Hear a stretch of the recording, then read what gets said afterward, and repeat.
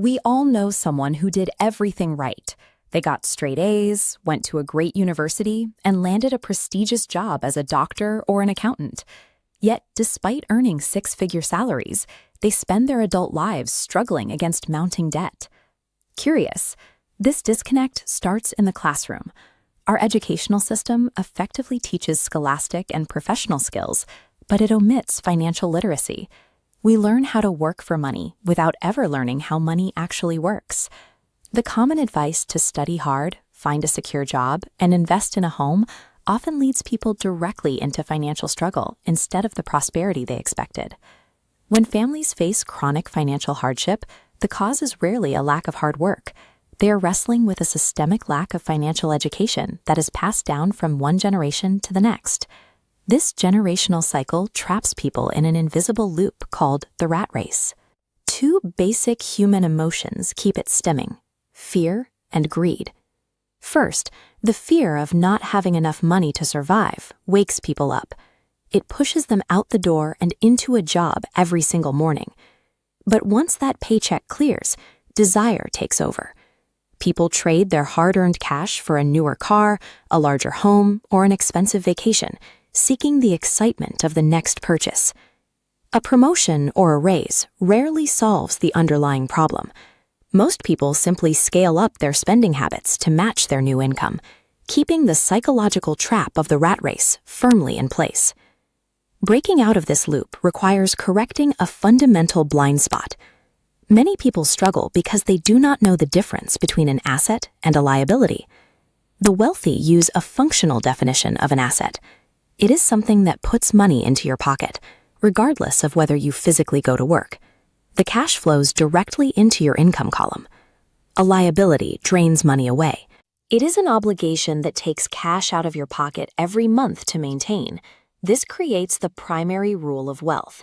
The rich focus on acquiring true assets, while the middle class struggles by purchasing liabilities, like a primary residence, that they mistakenly categorize as assets. We can trace this by tracking a single dollar earned as a salary by a standard middle-class employee. The moment it appears, the bleeding begins. Before the employee even sees the money, the government takes a significant portion. It is siphoned off immediately through income taxes. The remaining fraction of that dollar is then funneled into debt obligations. It flows toward mortgage payments, car loans, and credit card balances, exiting the system through the expense column. This flow makes wealth building difficult. Employees spend their lives working for the government through taxes and the bank through debt, retaining very little. Compare that to how a wealthy person directs a dollar. By paying themselves first, they bypass immediate expenses and drop that money straight into the asset column, buying things like stocks, real estate, or notes. These assets become tireless employees. They work 24 hours a day to generate new passive income, creating a loop where your money continuously repopulates your income column. The rich also utilize the structural advantage of corporations. While employees pay taxes before they can spend their income, a corporation can earn money, spend what it needs on business expenses, and pay taxes only on the remainder.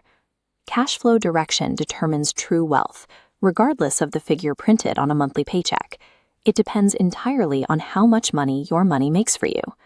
To escape the rat race, you must distinguish between your profession and your business. Your profession is the labor you provide to an employer. Your business is the health and growth of your personal asset column. Most people spend their lives climbing the corporate ladder, which effectively means they are minding someone else's business and making the owners rich. Minding your own business requires financial intelligence.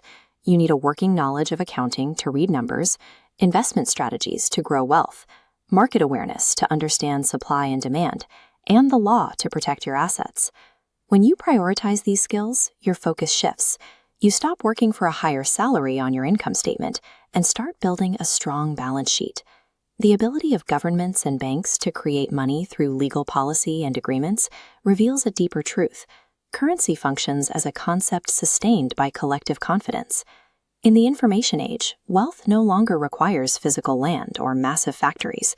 Huge fortunes are generated through ideas, agreements, and intellectual property, value created by the human mind. Your mind is your most powerful asset.